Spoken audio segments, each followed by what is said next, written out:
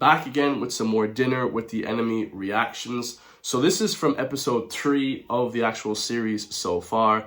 Dinner with the Enemy is basically a show where they bring about 10 contestants together from vastly different backgrounds and political ideologies, and they throw them in together and have dinner together, of course.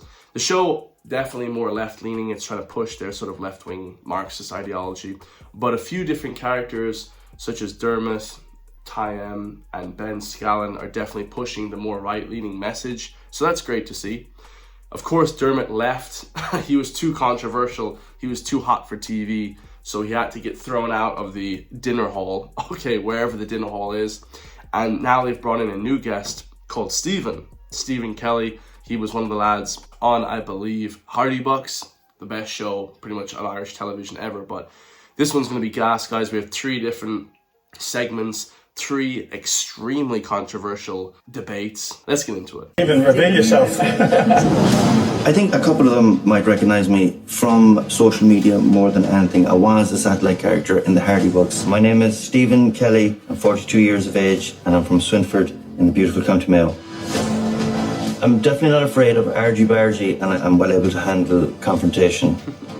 I want to pit my wit against other people with opposite views. How are we feeling about this now? How are we feeling? I'm here for it. The only thing going through my head is Dermot 2.0. This woman here, Natasha O'Brien, and then the trans man or woman, I'm not sure what she is, or he is. They're both obviously extremely far left. I would say as far left as the right wing, let's say, in that sense. Okay, if you want to say Nazi is far right, I would say she's far left, Marxist, communist, like full on.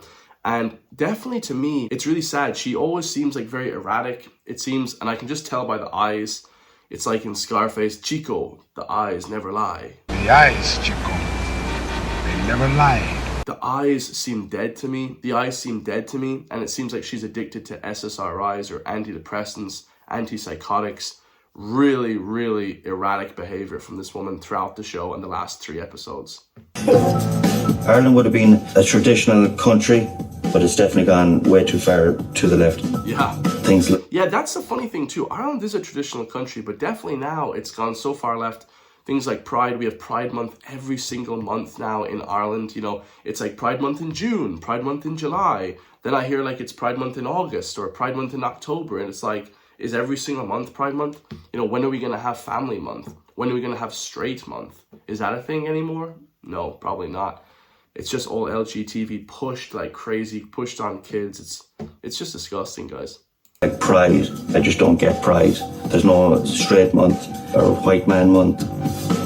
One of my sayings is not far right, just right so far. Yeah, so he actually comes onto the show and definitely causes a bit of a ruckus, lads. So on to the next episode, we have Tyem here. Tyem's making waves. He's one of the best speakers on the show. Definitely want to see him run for politician someday in Ireland. He's actually absolutely amazing. He was cooking different people. A lot of the black community started calling him like these horrible names as well in Dublin, horrendous stuff, because he's speaking common sense. He's not even far right, guys. Like in my personal opinion, he's just common sense with the stuff. And a lot of people in certain communities just can't handle that. It's pretty sad actually, because if you ask any of the friends that I would know, you know, they really like him. You know, they think he's pretty based. So You're saying that you don't agree with same-sex marriage and you don't agree with me per se. Yeah. You with 2 kids, what happens if one of them came to you and said they were gay? I'd be honest, based on my views, it would hurt. Would you But what would you do? No, God, no, you can't do that. You know, the conversation we had yesterday, it touched me a lot. And I was like, my views on transgender people and LGBTQ community as a whole, I knew nothing at all.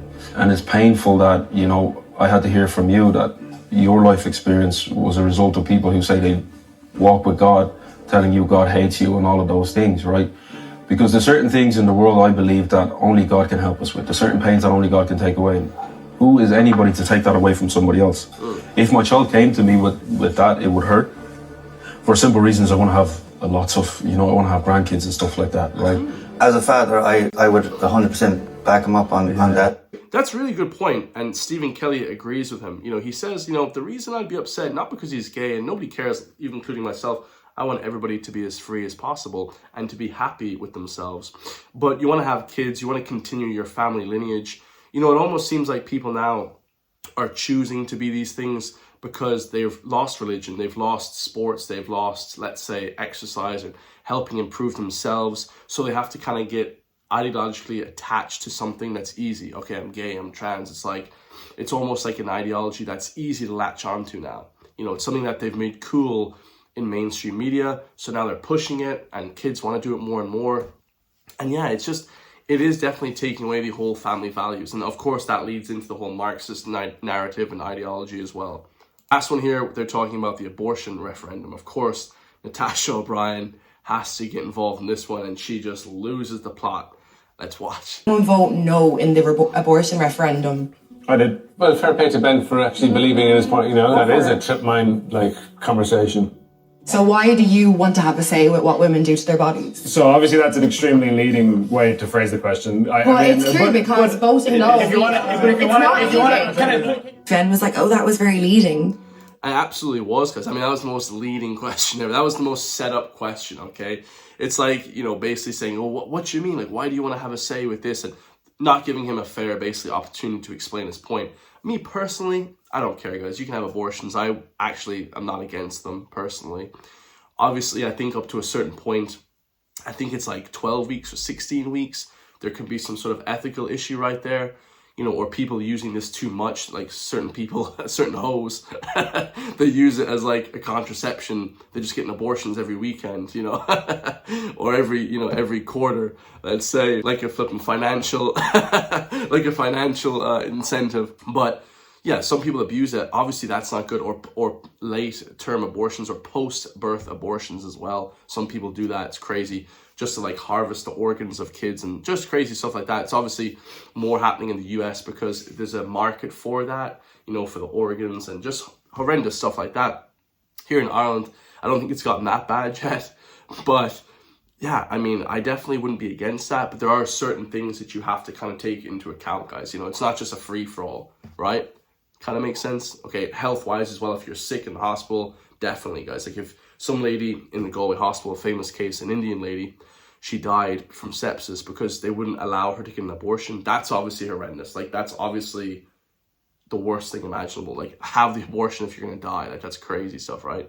But I was like, if you voted no, you want to have a say in what women do with their bodies. I just think anyone that doesn't have a vagina shouldn't be talking on what women should do with their bodies at the end of the day. That's it. Like, we're around the table and we were asked to talk about it. Could I just lay out the case? Since the introduction of abortion laws in Ireland, we've seen, according to the master of the Rotunda Hospital, 95% of parents who find out that their child is going to have Down syndrome choose to abort.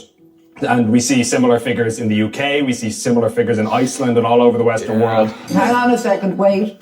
We can't fact check here at the table, so I'm just going to put a giant question mark Will you concede later if I give you the figure and it's correct? Will you? Of course. Sure, perfect. So bombshell, that figure is correct. Okay, I'll put it up here somewhere, but you guys can Google it yourself. That figure is 100% correct. Most people, like probably higher than 95%, let's be honest. If you found out your child's, Down syndrome or something seriously wrong with them, you would choose to have an abortion, right? That's the sort of screening process for having kids in 2025. And that's terrible. That's terrible to a point, but, it's kind of the way society is nowadays. I mean, I myself, like I said, I would choose that as well, for sure, right? So it's a sad case of affairs, guys. When that lady, I don't know her name, the mixed race lady, when she said men shouldn't have anything to do with women's bodies, on one hand, you kind of look at that from a point, you're like, okay. But then on the other hand, it's like, women get to choose to vote for men to go to war. like you see in Ukraine, guys, men are going to war, like they have to get drafted to war and die, and women would vote on that as well. They're allowed to go vote on that as well. So they're voting for men to go and die. So then to turn around and say men shouldn't have a choice to vote on abortion is like kind of like a double standard, right? Based your whole vote on that. Not that alone. That's one important issue. Yeah, to me, not really an important issue. I think that Ben is far more religious, probably Tyam as well.